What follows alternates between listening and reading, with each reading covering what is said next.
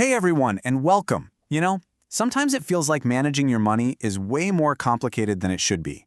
If you feel that way, you're in the right place.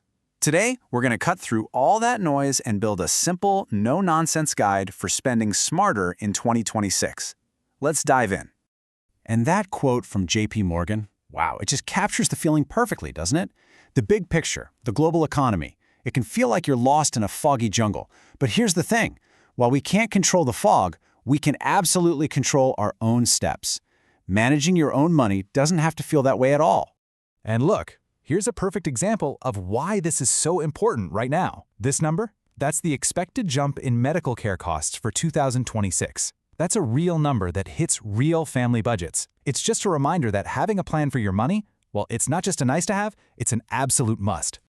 So, if the economy is that foggy jungle, what we all need is a clear, simple map to follow. And that is exactly what we're building here today.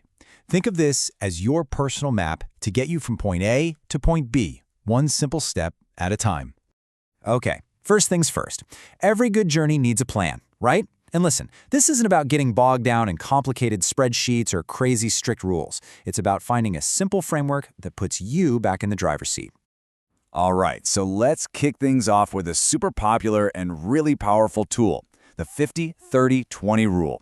If you're just starting out with budgeting, or you just want something that's easy to stick to without a ton of work, this is a fantastic place to start. It's all about keeping things simple. And here's why it's so great. All you do is take your after-tax income, the money that actually hits your bank account, and split it into three simple buckets. 50% goes to the stuff you absolutely need, 30% is for the fun stuff you want, and a really important 20% goes towards savings and paying down debt. It's a great way to enjoy today while still building for tomorrow. So, let's get specific. What goes where?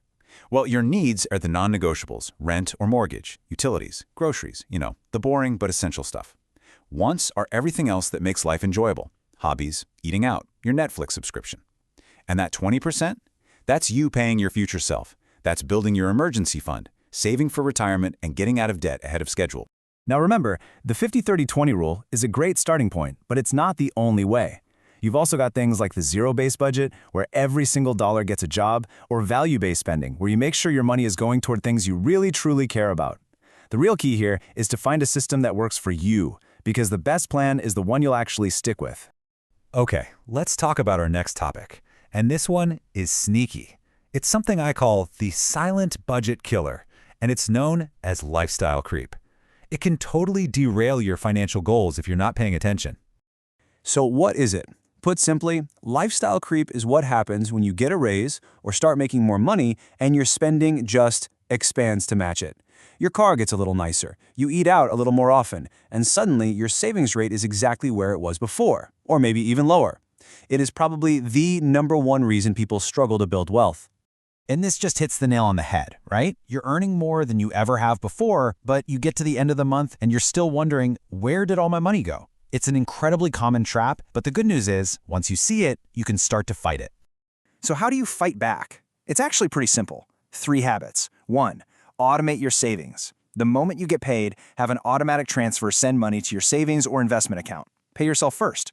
2. The 24-hour rule. For anything that isn't a necessity, just wait a day before you buy it. You'd be shocked how often that I have to have it feeling just fades away. And 3, track your spending. Use an app. You can't change what you can't see. All right, so now let's talk about how we can make all of this a whole lot easier. Because it's 2026, and you don't have to do all this heavy lifting by yourself. Technology, and specifically AI, can be an amazing sidekick for your finances. And here's a perfect example of where our money just disappears. Did you know that what we spend on subscriptions has shot up over 15% in just the last couple of years? For a lot of us, that's way faster than our paychecks have grown. It's like a modern version of lifestyle creep, draining our accounts one tiny charge at a time. This is where AI can be your own personal finance detective. A lot of the new budgeting apps can scan your accounts, automatically find all those little recurring charges, and point out the subscriptions you might have totally forgotten you were even paying for. It's such an easy way to find extra money in your budget. And you can go even deeper. These are actual prompts you can copy and paste into an AI assistant right now. You can have it analyze your spending, Ask it to explain complicated stuff like a Roth versus traditional IRA in simple terms, or even have it prep you for a meeting with your human advisor. It's like having a super smart assistant who's ready to do the busy work for you. But let's be really clear about this. An AI assistant is an incredible tool. It is not a replacement for a professional human advisor. For a personalized strategy, for navigating the complexities of taxes, or for help with huge life decisions, you really need the guidance of a real person who's legally required to act in your best interest. Okay, so this brings us to what all of this is really for. All the planning, the budgeting, the smart spending, it's all about building a safety net. This is your financial cushion, your buffer that protects you when life throws a curveball. This is what gives you true peace of mind. So this is the million-dollar question, isn't it? For years, the advice has always been save 3 to 6 months of expenses. But in the world we live in today, is that still the right number for everybody? Well, the answer is it's a little more complicated than that. Here's a much smarter way to think about it, and it's all based on how stable your income is. If you have a pretty steady job with a regular paycheck, aiming for 6 to 9 months of your essential living costs is a great target. But if you're a freelancer or you own your own business where your income can go up and down, your risk is higher. You should be aiming for more like 9 to 12 months, or maybe even more. And this, right here, is the most important reason why. Your emergency fund isn't really for a flat tire. The real strategic job of that money is to protect your long-term wealth. It's the cash that stops you from being forced to sell your investments at the absolute worst time, like during a stock market crash, just to cover an unexpected bill. It's the defense that lets your offense keep winning. And this quote just sums it all up perfectly. True financial success isn't about chasing crazy high returns. It's about building a solid, resilient financial life that can weather any storm. It's about being prepared.